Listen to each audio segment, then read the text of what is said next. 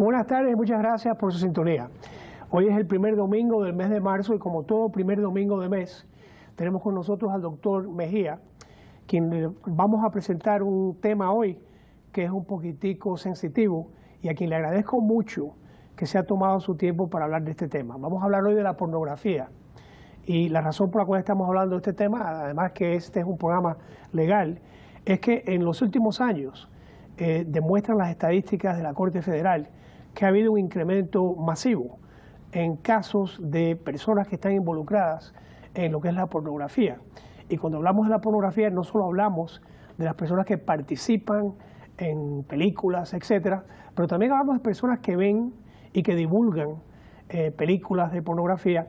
Y un dato que es muy interesante es que cuando uno piensa, o uno habla de estas cosas, uno piensa que esto ocurre en otros países y que se mandan las películas a este país de otros países.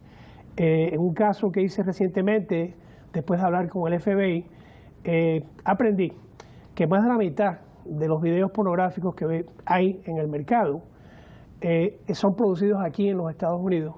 Y lamentablemente, la ciudad de Miami está en un lugar entre las primeras 5 de los lugares donde se graban películas de pornografía. Doctor, bienvenido y gracias por estar aquí con nosotros hoy. Gracias Luis. Doctor, si fuésemos a definir lo que es la palabra pornografía y no en términos legales, que eso lo puedo hacer yo, ¿cómo ven ustedes en la profesión suya lo que es la pornografía? Bueno, la pornografía obviamente se convierte en una adicción y la adicción a la pornografía es como la adicción a todas las demás drogas. A la que más se parece tal vez es la del juego, por la excitación que produce la pornografía. Pero de resto está caracterizada por la obsesión, está caracterizada por la compulsión, está caracterizada también por el hecho de no poder parar cuando la persona cae dentro de esta adicción. Y obviamente se debe a muchas razones, porque no solamente causa adicción psicológica, sino que también causa adicción física, en el sentido de que todas estas hormonas se suben, ¿no? La dopamina, las endorfinas, el estrógeno, el oxitocin, que tiene mucho que ver con la hormona del acercamiento a las demás personas. Y obviamente al producir toda esta excitación dentro del individuo, pues obviamente lo utiliza para escapar de la realidad, para huir de sí mismo, para no tener que enfrentarse a los problemas de la vida diaria y sobre todo, Luis, para evadir las relaciones íntimas, porque nadie se siente celoso, obviamente mirando una película pornográfica, o no se siente celoso, no se siente ni seguro, no lo van a rechazar. Entonces obviamente la persona se siente poderosa, se siente muy segura de sí misma. Doctor, en los últimos 20 años, las estadísticas demuestran que el castigo para el delito, por ejemplo, de ver pornografía infantil, ha subido de lo que era 5 años y ahora estamos mirando condenas que son 3 veces esa cantidad. Un estudio que hizo la Comisión de Condenas en este país dice que la manera de castigar esto no es justa porque en estos momentos en la ley una persona que está cometiendo un acto de pornografía y abusando a una persona puede ser que sea castigado de una manera más leve que una persona que está viendo la pornografía, y explican que dado al internet y la facilidad que hay para bajar grabaciones, hay sitios donde una persona puede bajar o download, como se dice, cientos de películas.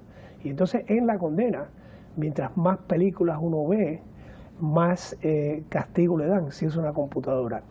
¿Qué tiene que ver, si tuviésemos que hablar de la persona que comete este tipo de delito, yo le puedo decir que bajo mi conocimiento yo pensaba que todas las personas que veían pornografía infantil, que es el delito que estamos hablando hoy, eran pedófilos.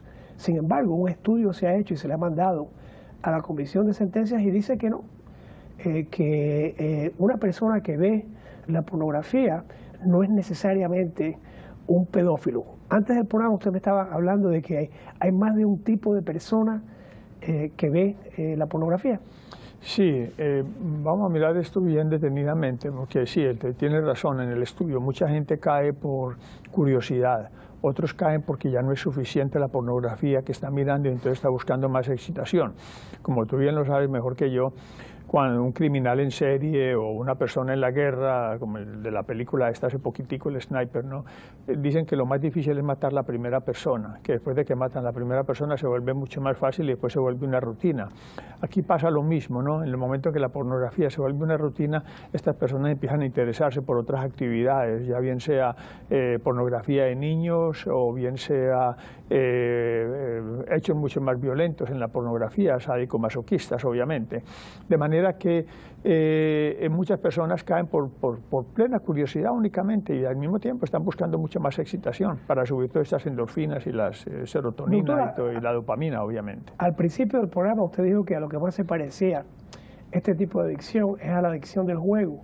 Y yo quería destacar que la adicción a las drogas es una cosa que con mucho esfuerzo hasta cierto punto se puede contener.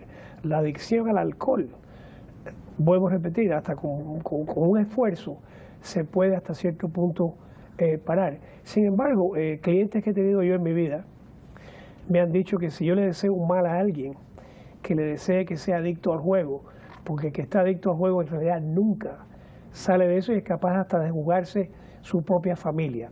En los estudios que he leído, en estos casos que he hecho, he visto que hay muchas similaridades en lo que es esta cuestión, pero pienso, el que juega está pensando que en el próximo tiro de dados o en la próxima apuesta, él lo recupera todo. No es diferente el que está mirando la pornografía, ¿por qué se parecen? Bueno, el que juega obviamente está pensando que va a ganar, pero en realidad eso no es lo que está buscando. Lo que está buscando verdaderamente es la excitación, y en eso es que se parece a la pornografía. Tú dijiste ahora algo de que la ley a veces castiga más al que la observa, al que la mira, al que ve o al que se envuelve dentro de esto que la persona que está participando. Y hasta cierto punto tiene sentido.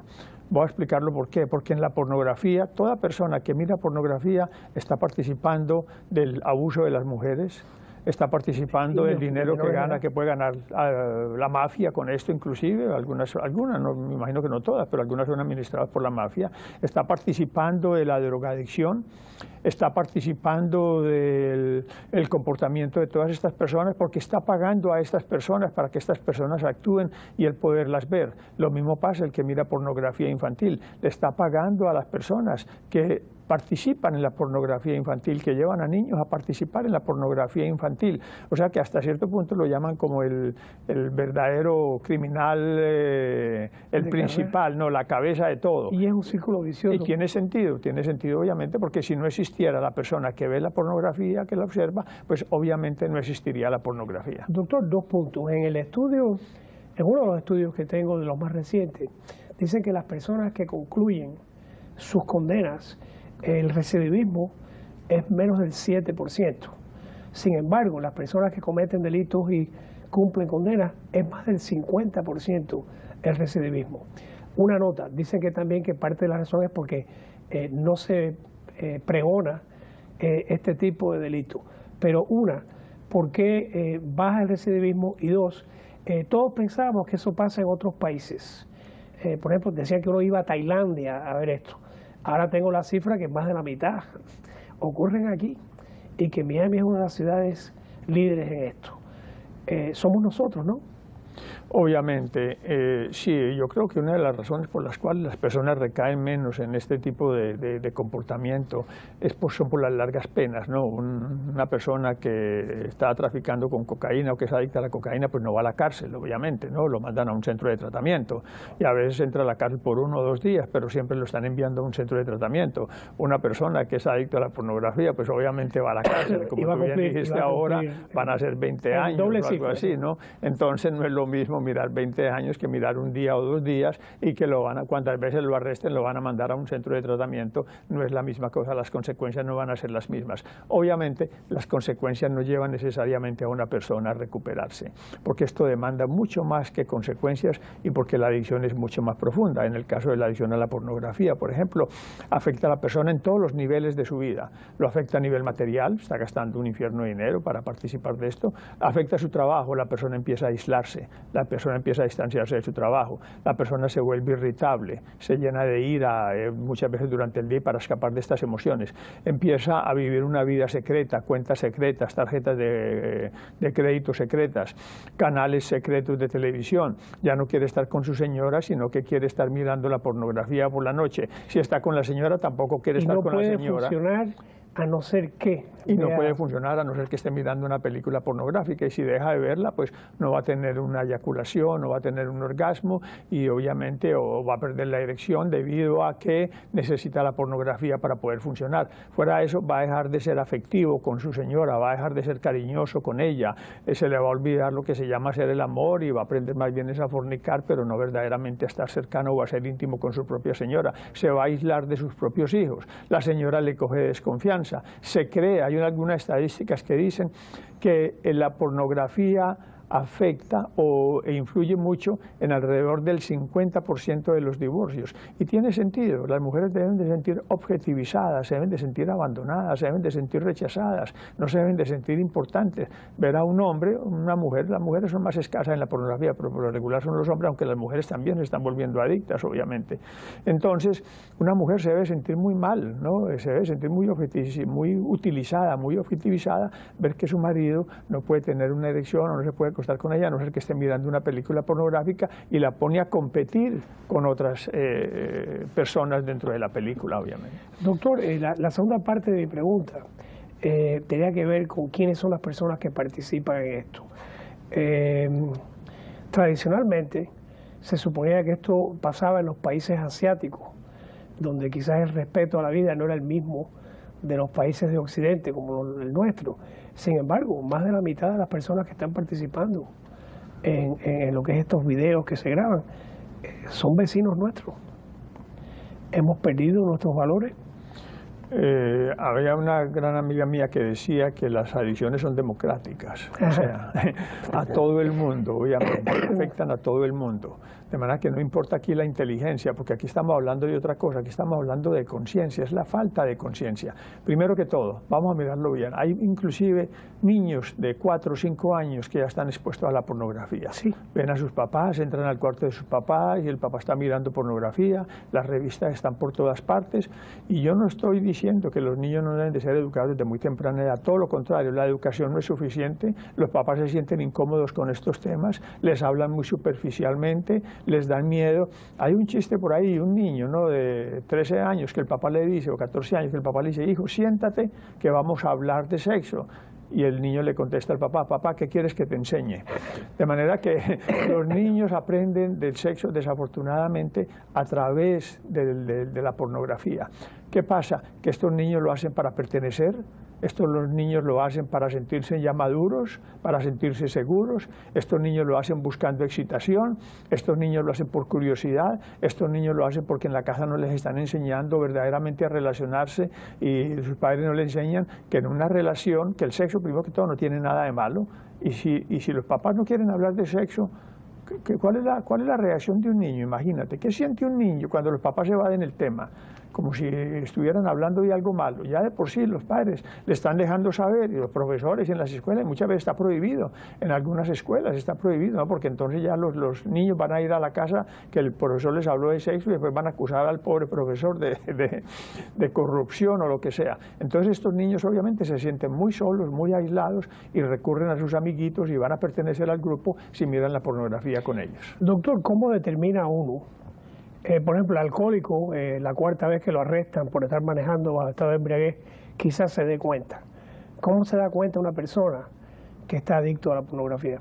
Primero que todo, la persona es la última en darse cuenta, porque la persona cree que puede parar cuando quiera. Correcto. La familia no quiere decir nada porque la familia se siente avergonzada. Ese es el secreto. La señora, ese es el secreto. La señora lo sabe, en el fondo ya lo sabe, ya sabe que el marido se queda hasta altas horas de la noche, que tiene su televisión privada, que tiene sus claves para poder entrar en las tarjetas de crédito, que ya no se siente cerca a ella, que se siente muy distante de ella. La señora se da cuenta, pero no lo quiere ver. ¿Por qué? Porque la señora está en negación. ¿Por qué? Porque ¿No se siente ella rechazada? Se siente muy, muy rechazada, obviamente, y ahí vienen inclusive muchas infidelidades de parte de la señora, de no sentirse querida, de no sentir el afecto de su marido, pues obviamente lo va a buscar en otra parte. Por eso yo la infidelidad no la condeno necesariamente, sino que hay razones, tampoco es el comportamiento apropiado, obviamente, porque las personas deben de tomar conciencia y decidir qué es lo que van a hacer con sus vidas antes de brincar a una infidelidad. Pero en muchos casos, y en el caso de ustedes seguramente cuando están defendiendo a alguien, lo consideran como una razón, obviamente, para una persona caer en este comportamiento. Entonces, sí, los maridos están con cambios de estado de ánimo, se sienten distantes, no las tocan, no las acarician, no están cercanos a ellos, están llenos de secretos, de manera que es muy fácil detectarlo. Yo diría que inclusive es más fácil detectarlo que otras adicciones, pero la familia por la vergüenza, por el miedo, no lo quieren publicar, no se lo quieren decir a nadie. Inclusive los mismos adictos a la pornografía no se lo dejan saber a las demás personas. Más del 70% viven una vida secreta. Doctor, ¿y cómo es que una persona, si considera que tiene este tipo de adicción, puede acercarse a una persona como usted para que lo ayude? Es muy difícil. La mayoría de las personas que tienen estos problemas, como las demás adicciones, son las consecuencias lo que los llevan a buscar ayuda. O sea, tiene que pasar algo. Tiene que pasar algo, desafortunadamente. Esto demuestra la falta de conciencia que hay en estas personas, de darse cuenta. Puede estar asociado con problemas de personalidad, sociopatía, todas estas cosas, pero demuestra de nuevo la falta de conciencia, el no darse cuenta. Porque es que en realidad no se necesita mucha inteligencia para uno darse cuenta de que tiene un problema. Bueno, si uno está mirando una cosa todos los días y no puede dejar de hacer esa cosa, nosotros mirando de afuera nos damos cuenta. Sí. ¿Está sugiriendo usted que esa persona adentro de sí misma no cree que está haciendo algo mal? No tiene la inteligencia emocional, no tiene la inteligencia profunda de darse cuenta de que está haciendo. Ellos lo saben, todo el mundo lo sabe. Por supuesto. Toda la persona que tiene un problema. Doctor, el acceso... no pueden parar porque su propia mente los convence de que es la última vez, de que mañana paro, de que mañana hago un esfuerzo, se engañan a sí mismos, están en negación y obviamente dicen que lo necesitan, algunos dicen que lo necesitan para poder funcionar, o le echan la culpa a la señora, o en algunos casos algunas mujeres le echan la culpa al marido. Doctor, ¿y qué tipo de especialista, si una persona tiene el coraje para enfrentarse y verse en un espejo, a qué tipo de especialista debe de acudir? De nuevo, por lo regular no se miran en un espejo ni se dan cuenta, y si se dan cuenta van a terapia una o dos veces y ya no vuelven otra vez, porque el deseo de escapar de sí mismos, de la realidad, de los cambios de estado de ánimo, de la tristeza, de la depresión en que caen, es muy grande y saben que la droga está ahí con solo hundir un botón, ahí está. Cuando reciben la presión, bien sea de la ley, bien sea de la familia, bien sea de amenaza de divorcio o lo que sea, hay que buscar una persona no solamente especialista en adicciones, sino una persona especialista en relaciones íntimas, porque esta persona va a tener que aprender a relacionarse, no solamente a relacionarse con sí mismo debido a la baja autoestima que ha adquirido como resultado de practicar en este comportamiento, porque se sienten muy mal consigo mismos. Poderse relacionar únicamente con personas que estén participando de actividades pornográficas, pues obviamente no dice mucho de una persona. La autoestima está por el suelo, el rechazo de la sociedad es muy grande en las personas que practican estas actividades o que caen en estas adicciones, de manera que van a necesitar una persona con mucha especialidad en los dos, adicciones y relaciones íntimas, para que aprenda a relacionarse consigo mismo, para que aprenda a relacionarse con su señora, para que aprenda a tocar, para que aprenda a acariciar, para que aprenda a expresarse, para que aprenda a ser vulnerable, para que aprenda a revelarse, a mostrarse tal como es, y sobre todo para que aprenda también a expresar sentimientos, no con el fin de manipular a las demás personas, sino con el fin de darse a conocer tal como es. Doctor, desde el punto de vista del abogado penalista, yo he referido a personas, a ver profesionales, y siempre esa primera visita es muy fructífera. Pero lo que sí le puedo decir con una certeza de 100% es que no vuelven una segunda vez. Cuando yo Después de decirme lo bien que le fue en la primera visita. Cuando yo trabajaba en los hospitales, ¿no? En el Mount Sinai, en el South Miami, yo les tenía un psicosocial, les daba un psicosocial a los pacientes, les hacía la intervención, les daba un psicosocial, y la última pregunta en el psicosocial decía: ¿qué está usted dispuesto a hacer con tal de recuperarse? Y todos contestaban lo mismo: lo que sea necesario, dígame qué es lo que tengo que hacer. Al otro día se levantaban por la mañana, iban a mi oficina y me decían, doctor Mejía, qué magnífico programa el que usted tiene acá, lo felicito. Al segundo día me decían lo mismo. Al tercer día me decían, doctor Mejía, yo ya no pertenezco acá, esto no es para mí, esta gente está muy enferma. Correcto. Yo estoy muy bien y está. ¿Cómo una persona puede pasar de un estado de conciencia a un estado de negación? Por eso te decía ahora de la inteligencia emocional. ¿Cómo una persona, o de la falta de ensayo, o de la falta de profundidad, cómo una persona puede darse cuenta ahora, admitirlo, aceptar el daño que le están haciendo a su familia, aceptar el daño que le están haciendo a la sociedad, obviamente, aceptar el daño que nos están haciendo a nosotros también con todo este tipo de comportamiento, porque nosotros somos los que tenemos que pagar por todo esto también, ¿no? En términos de policía, de investigaciones, de todo, nuestras computadoras tienen que estar vigiladas constantemente, de manera que todos sufrimos como resultado de todo esto. Pero esta persona, ¿cómo puede cambiar tan drásticamente? Darse cuenta un día y al otro día olvidarlo. Eso demanda, obviamente, una mente engañosa, que se miente, que se manipula a sí mismo, que se dice mentiras a sí mismo. Y lamentablemente, doctor, todas esas personas vuelven a caer en el problema. Desgraciadamente. No he tenido uno que haya dicho ya acabé. Hay personas que pueden acabar ciertos hábitos, pero no adicciones. Y lamentablemente este es el tipo de adicción que hay que estar arriba. ¿Qué prognosis hay? ¿Cuánto tiempo demora el tipo de atención médica que hace falta? Es una buena pregunta. Primero que todo, es toda la vida. La persona tiene que vivir consciente el resto de sus vidas.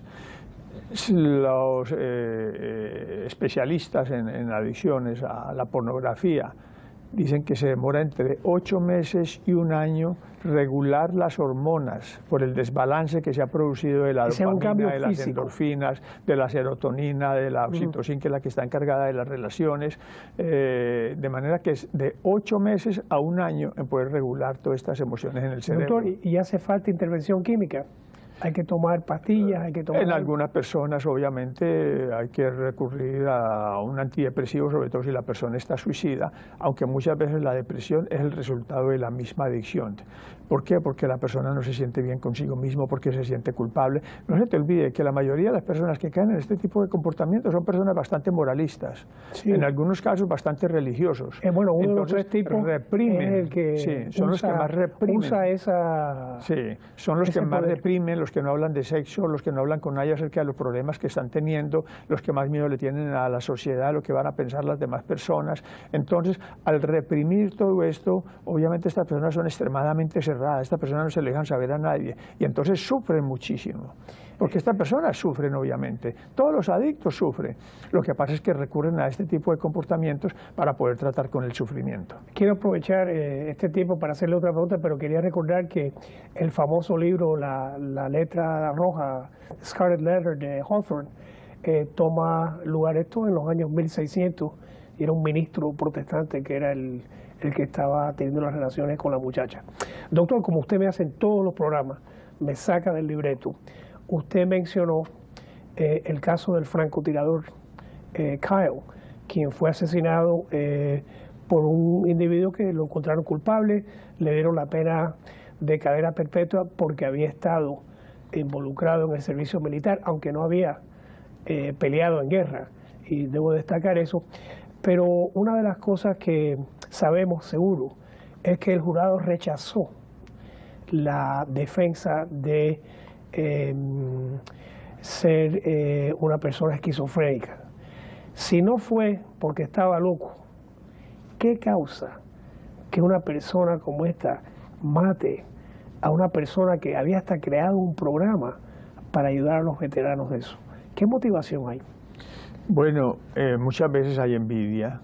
¿Ira? Sí, muchas veces hay posesividad de la persona, muchas veces hay inclusive una gran admiración, por eso muchos artistas se tienen que cuidar tanto de sus admiradores, causa celos, que estén envueltos con otra persona, mucha gente se enamora. De nuevo, volvemos otra vez a las relaciones íntimas, a los problemas con las relaciones íntimas. Cuando estas personas tienen problemas de establecer relaciones íntimas, pues recurren a todo este tipo de atracciones, ¿no? Y esta persona pues obviamente se estaba haciendo famoso, esta persona era reconocido, esta persona se le reconocía como un héroe nacional, entonces obviamente produce mucha envidia de otros soldados, de otras personas inclusive. Y ahora que estamos en eso, este señor presenta una defensa donde él se busca unos profesionales que dicen que él padecía de que él tenía una relación que veía a los puercos, los hombres puercos, y sale a reducir que esa idea de los hombres puercos viene de un programa de televisión que se llama Seinfeld, y es vulgarmente una invención. ¿Cómo se prestan médicos a entrar en este tipo de arena? Bueno, y no la pregunta tirándole a los médicos, estoy tratando de pensar qué es lo que ven que uno no ve. Primero que todo, yo creo que una persona que comete un asesinato está enferma. No me cabe duda de eso. Una persona, obviamente, estamos hablando de los adictos a la pornografía que van en contra de sus propios valores, de sus valores religiosos, de sus valores éticos, de los valores de la familia. Están yendo en contra de sí mismos. Correcto. En contra de sí mismos, imagínate. Eso es un acto de violencia, uno ir en contra de sí mismo. Pero el esquizofrénico actúa de una manera que es palpable a los ojos. Este no. Y son 13 días de juicio y 3 semanas de juicio que el jurado lo está mirando de lo más tranquilo en el asiento. O pensamos que no fue esquizofrenia, pero hay médicos que dicen que sí, que lo era. Bueno, ¿cuál es la base? Los diagnósticos es algo muy difícil. No, me llegan pacientes que han ido donde 5 personas diferentes y las 5 personas diferentes le han hecho diferentes diagnósticos. Ahora hay una personalidad, por ejemplo, como la borderline. Las personas borderline pues, son a veces que no les gusta a mucha persona diagnosticar, no quieren correr ese riesgo. Entonces ahora el diagnóstico que está de moda es el de bipolar, cuando a lo mejor la persona es borderline. Está el ADHD, que en mi época no existía, ni en la tuya tampoco. Que por cierto, obviamente. Son palabras nuevas, sí, porque en el léxico se usaba esquizofrénica, chronic undifferentiated, y ahí estaba todo. Cambian con los años, a veces es la depresión, otras veces es la ansiedad existencial, ahora lo que está de moda son las adicciones, ahora somos adictos a todo, de manera que los diagnósticos cambian con los tiempos, inclusive la gente que escribe los libros, el DSM-5, todas esas cosas, ellos varían cuando sacan los libros acerca de todos los diferentes diagnósticos, cambian diagnósticos y cambian características y definiciones y todas estas cosas. Y no quería dejarlo, doctor, si que usted me hiciese un comentario de lo que es el hacer perfiles de personas, que nosotros pensamos que es una cosa del siglo XXI. Desgraciadamente somos humanos y los humanos tenemos esa tendencia de por sí. Yo siempre he dicho que existe prejuicio en todos nosotros. Entonces ya si vemos, por ejemplo, una persona de la raza de color en la calle, en la acera, por la noche nos cambiamos de acera, desafortunadamente, porque tenemos que es un ladrón, porque tenemos miedo, exactamente, y esto lo aprendemos desde pequeñitos. Yo siempre veía en mi casa en Colombia, cuando los perritos, ¿no? Cuando llegaba un pobre a pedir limosna, los perritos ladraban, pero si llegaba una persona, un vecino o lo que sea, los perritos no ladraban. O sea que hasta los mismos perritos les enseñamos a tener prejuicios. Yo creo que eso no es empírico, sí, pero bueno. Sí. Doctor, se nos ha acabado el tiempo y antes de darle la última palabra a usted, quiero una vez más dar las gracias a nuestro director Al, a Jesse, a Ricardo, a Marquito, a John y a Mike, y los últimos 30 segundos son suyos, doctor, y muchas gracias. Gracias, Luis, que es importante aprendernos a relacionar. Relacionarnos no es fácil, es muy difícil. No hay cosa más difícil que en la relación porque se nos despiertan todos los demonios, los celos, las envidias, los miedos, la competición, todas estas cosas se nos despiertan en las relaciones. Y si aprendemos a tratar con todo esto, no hay necesidad de participar en ninguna de estas actividades que van en contra de todo el mundo, en contra de nosotros mismos, de la familia, de los hijos y de la sociedad en general. Doctor, una vez más, muchas gracias. Quiero que usted sepa que mi programa favorito de este programa es cuando usted viene aquí, y a todos los que me escriben y me dicen que quieren ponerse en contacto con el doctor, les deseo buena suerte porque les fui solicitado, y hasta la semana que viene que tengan una buena semana.